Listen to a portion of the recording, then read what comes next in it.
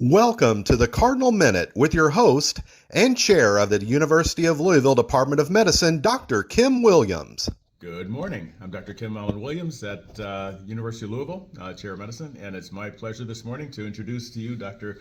Dinesh Kalra, who gave us some fantastic internal medicine ground rounds, a master class on lipidology with a case-based approach. Dr. Kalra, can you summarize your talk in 1 minute? Absolutely. So as you know, cardiovascular disease is increasing in the United States, mostly because of increasing rates of obesity, diabetes, and dyslipidemia. And so we wanted to focus our attention of the learners today on the new therapies outside of statins that are available to decrease cardiovascular risk. So I spoke about drugs such as bempedoic acid, the PCSK9 inhibitors, the LP, little a antagonists, ApoC3 blockers, and of course lifestyle modification that can yield reductions in cardiovascular disease and dyslipidemia.